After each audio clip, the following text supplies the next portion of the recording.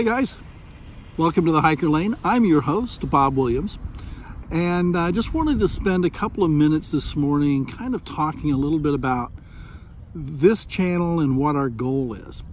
Well, you know, as we age, as we get older, doctors are always telling us we need to get more exercise. And typically, for me at least, in the past, what has happened is when the doctor tells me that, I get pretty excited. I go join a gym and walk on a treadmill for a couple of weeks and then get totally bored with that.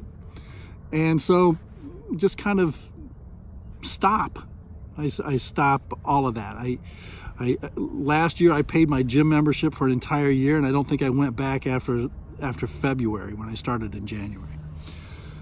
So I'll tell you a little bit about myself. I was raised in here in Indiana with Boy Scouts all growing up, and then kind of fell away from the whole outdoor thing, and got back into it a few years ago, doing some backpacking and you know, having some fun that way.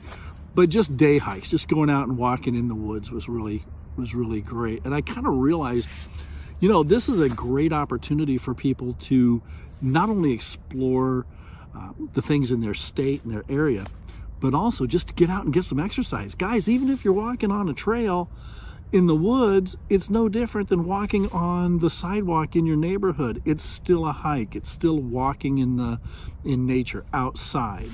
And that's kind of the definition, in my opinion, of what a hike is all about. So fast forward from when I was young to 2013, I had to have both my hips replaced because of osteoarthritis. Prior to that, probably the 5-6 years leading up to that surgery, I was totally sedentary and gained about 60 pounds. And then in January of 2018, I was diagnosed as being type 2 diabetic. And when that happened, again, the whole thing, you know, we can control this with medication and diet and exercise. And that exercise word came out again. And so I joined a gym. I got out there, I watched on the treadmill, I watched what I ate, I went on a low carb, low fat diet. I lost 25 pounds, 27 pounds. And then it was just too boring for me. It was just hard for me to do. And I hope some of the rest of you are able to relate to what I'm saying. Otherwise, this is just a total waste of time. But I realized later in the year that if I want to increase my exercise, just get out and walk more. I have some great opportunities right here. I live in Anderson, Indiana, which is a little town about 30 miles northeast of Indianapolis. And we have Mounds State Park, which is where I am today. We also have an area called the Rangeline Road Nature Preserve. Now, you would think that would be a nature preserve, but really it's a series of mountain bike trails. And, you know, they're pretty cool because they go like this, and you have ups and downs and switchbacks and things like that. It's not a real hilly area. It's Indiana, for God's sake. You know, it's not very hilly, but it's a lot of fun to get out and walk and just kind of hike those trails. So today I'm at Mounds State Park. I'm going to take a quick walk around, and one of the neat things about state parks is they're typically built around some type of feature, some type of historical feature or something. Whether it could be a lake, it could be a pond, it could be a river. You know, there's tons of things. Mounds State Park is built around some mounds that were created by indigenous people in this area about 2,000 years ago. This area was populated by a group called the Adena, and then later by a group called the Hopewell. And these mounds are pretty amazing, and you know, you have to really see them from the air or an overview to really understand the intricacies of how they have these set up. Today is March 20th. It's the first day of spring 2019. and it doesn't feel like it. It's about 45 degrees and overcast, and there's a little bit of a breeze, so it's a little chilly. But we're going to get out and walk a little bit here in this park and just kind of show you some of the sights and features that this park has to offer, and just ask you to go out and take a look at the parks around you, state parks around you, and see if you can maybe find something similar to give you an interest to get out and just take a quick walk. These state parks, the trails are not typically not really rugged or anything like that, or at least they have some trails that are less rugged, easy kind of trails. Pretty much if you get out and you walk a couple of miles, that's really all you need. You don't need to go that 10-15 mile route. That's crazy. But the purpose of this channel is to just encourage you to get out and spend some time in nature and rediscover all the things that nature has to offer, as well as what your state parks around you have to offer. So we're going to get on the trail here in just a second. We'll go over a little bit of equipment at some point. Today I'm just carrying a small day pack with some essential items. Mostly it's just in case it starts to rain.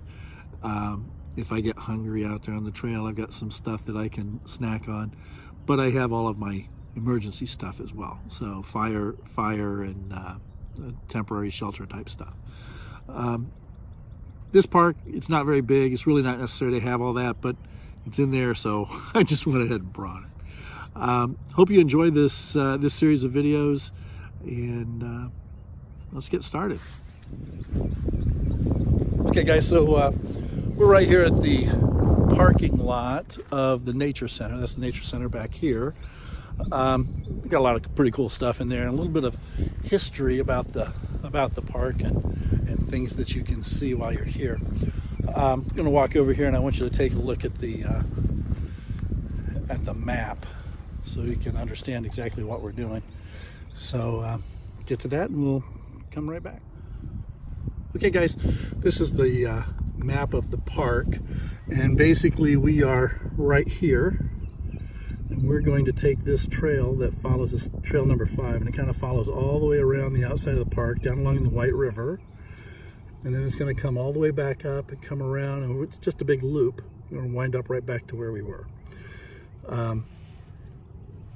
The first thing that we're going to see here is the Great Mound, which is one of the better mounds in the area. It's still pretty intact. There are several earthworks around that mound that you can see, and those actually line up with the solstice, with the spring solstice and the winter solstice. So you can kind of get to see those at some point. But yeah, that's our plan for today. All right guys, so as we continue on down this trail, and you can see it's pretty wide open. It's not a single track by any means. So it's pretty easy. Just some general flat land right now. We're gonna get up to some downhills and then some uphills as we go on down the trail, but pretty much right now just walking along, kind of enjoying the day. It is kind of chilly though. That breeze kicks up. It gets a little cold on the finners. An idea of what we're walking down, what we're walking towards now. That is the Great Mound. You can see that hill or that embankment there.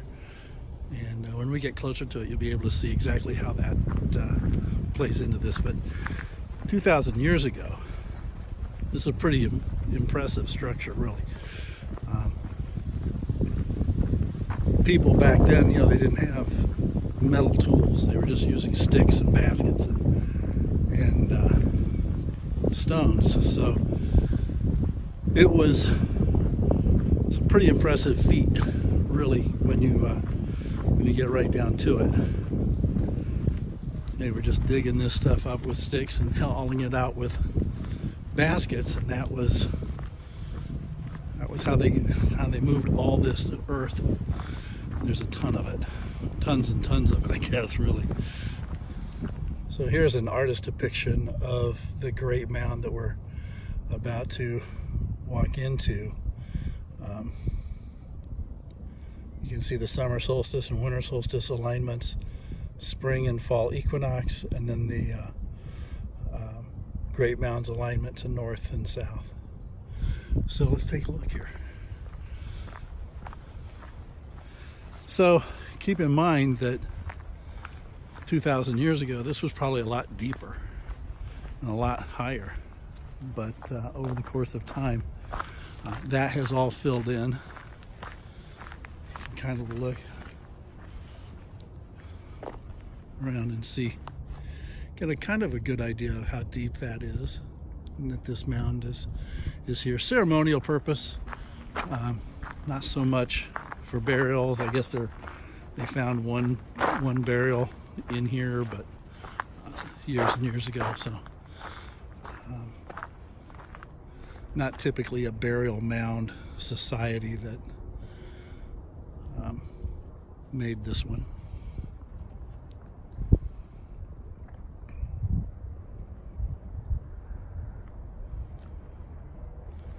So keep in mind, all of that dirt that's piled up over there was brought in by, it was dug out of that trench just using sticks and baskets. They didn't have, antlers, things like that, whatever they could use to break up the dirt, get it into the baskets, and then bring it up to the mound itself and to the embankment. So the other claim to fame that Mounds State Park has is back in the late 1800s, 1897, I think, to 1929, there was an amusement park here, and people would come out on what they called the Interurban, which was a electric, almost like a subway, and it was just ran along the railroad tracks on the outside here. And people would come up here and spend the day, or there was a hotel, but they had a dance hall, and they had a roller coaster, and you could rent canoes and paddle out in the river, and things like that. Just have a really good time. And then that shut down. Probably, I would think the Depression probably took a lot of the starch out of those sales. But yeah, it was kind of fun. Would have been a great day to come out and do that as a kid. So when the people would come up here on the Interurban, this is where they'd come to. This was a waiting station. It's basically like a train stop. It had a covered roof and a platform, and this is where you would come to wait for the train. And you can see these concrete bunkers here are designed to hold large posts that held up the roof of the complex.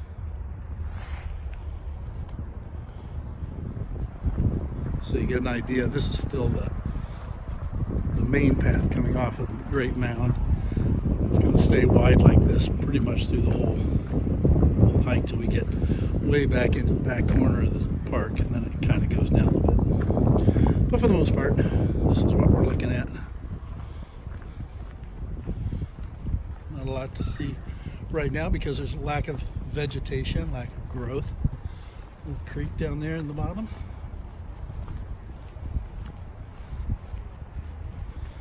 Typical animal species in this area, squirrels and chipmunks, possums, raccoons, a lot of deer in this area too.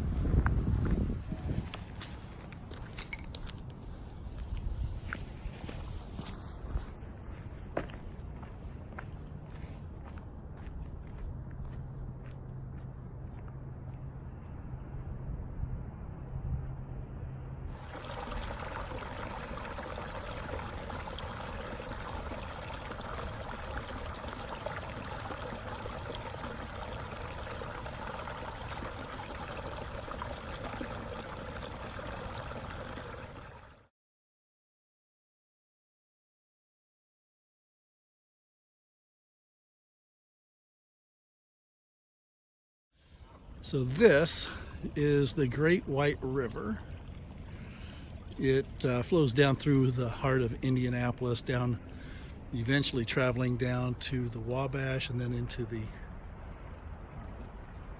Mississippi. I heard, and I'm not sure if this is 100% accurate, so don't quote me on this. I'll try to do some research on it, but I heard that Indianapolis is the only state capital that is not on a navigable waterway. Don't know if that's for sure, but I'll double check. So these little rapid areas here are not natural. They were actually a result of a dam that was built back during the time of the amusement park that would slow the speed of the river and let the boaters have this area to themselves and not, wind up somewhere downstream where they couldn't get back from. But that's what this little area is right here. Pretty.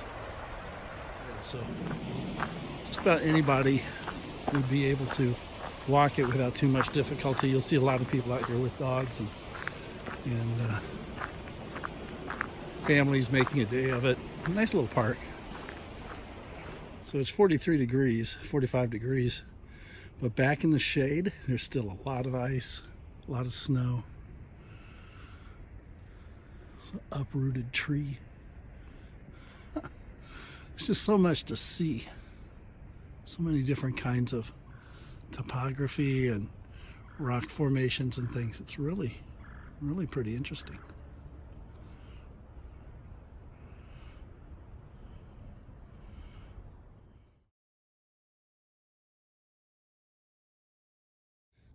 So as we get later in the season, things start to warm up.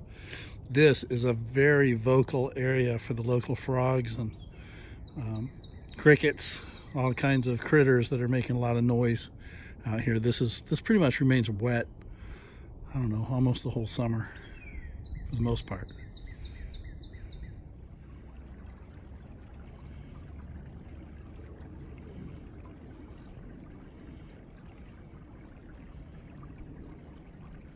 All right, guys, we're about a mile in on this hike. It's been pretty flat the whole time. We had that one downhill, and now we have this. This is the uphill portion, getting back up on top of the ridge. And we're gonna stay up after we go up this one. So flat for a big part of it, then a downhill, and then flat, and then an uphill. And that's pretty much how this path works. So trail number 5 here in Mounds State Park. It'll give you a workout, but it's nothing drastic. Of course, I am old and fat, so you may find me sleeping or laying on the ground up here when I get up to the top. So that's where we came from just now, just right up this little incline. This is what you get at the top. Benches, a bed, places for those of us who are out of shape to have a seat and relax. I've said this a couple of times, it's pretty early in the season, just March 20th, and in a month, this will have an entirely different look to it.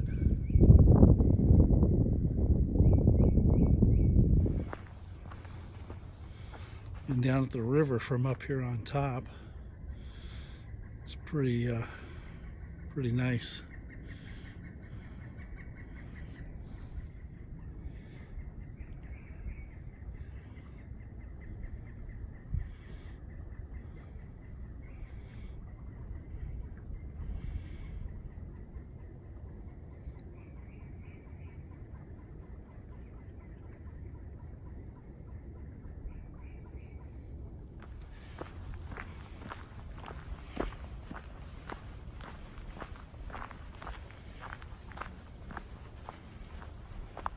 As with pretty much any state park, you have different shelters, little places that you can rent out and have parties or birthday parties, graduation parties, things like that.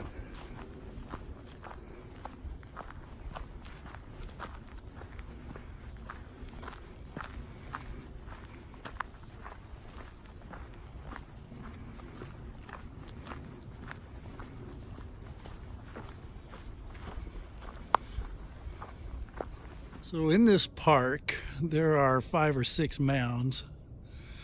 This is the backside of one If you go to the road, which is just on the other side there, there's a parking lot and you can walk up to it. It's not as big as the Great Mound, and it had a different significance, but I think there's 5 or 6 mounds in this park. So I think I misspoke earlier when I said that the White River flows down to the Wabash and then eventually into the Mississippi. It does eventually wind up there, but it goes down the Wabash into the Ohio River, which then flows into the Mississippi further west in Illinois, southern Illinois.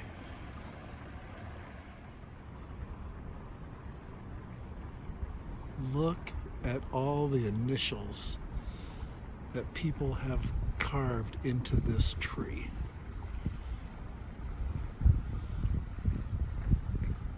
This is crazy.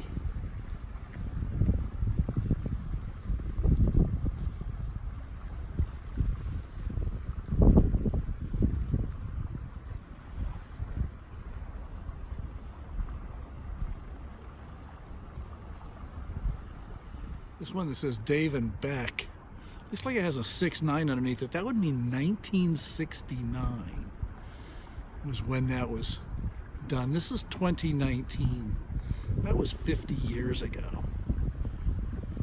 Okay, so we have a marker here. Trail 5 continues in that direction, so it goes up and around the trail. We aren't going to do that right now. We're going to actually connect back to it, but I want you to see the camping area that this park has. So we're gonna go follow this trail, and that's going to take us up there so that we can take a look at the amenities that this park has to offer for camping. Okay, this is kind of interesting. In this state park, I've never encountered a downed tree crossing the trail before. I'm sure it's on somebody's list, but you can see it's split. Wow, must have been some wind. We did have some wind come through here a couple of weeks ago, so looks like it's fairly new, so that may be what the culprit. Okay guys, this is the campground, and it's primarily designed for RV camping. There's no real primitive camping in this park, but that's probably because it's so small. But every campground has one of these pads and at least one picnic table and a fire ring. So if you're into RV camping or towables, check that out. That's pretty cool.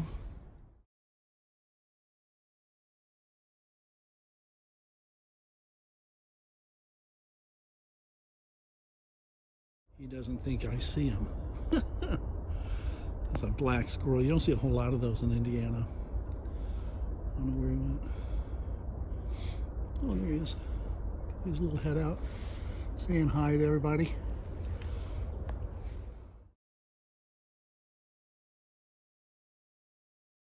So, back this way is the campground. This is Trail 5 coming back into our trek, and we're going to just follow this one the rest of the way back to the gate and back to the car. Okay, so this is kind of embarrassing. I told you a second ago that I'd only seen one black squirrel in this area. In the last 4 minutes, I've seen 3 of them. So I guess this is where they live. That's why I didn't see any on the other side of the park. It's been a great trip though so far. This is, I mean, we only have about a half mile to go, if that. And just had a really good time out here today. Hope you guys have enjoyed it. Okay guys, so this is pretty much the end of the trail. It's going to bring us out and across the street and back to the car. It's been a lot of fun. This is a very easy trail to do. I want to talk about footwear and give you guys a little bit of information about, you know, do you need hiking boots, and you know, what kind of shoes do you wear and those kind of things. So we're gonna sign off here for now, come back and talk a little bit more about footwear. Here's the visitor center again, nature center. It's a nice big open plain. Sun's come out for a minute. A little break in the clouds.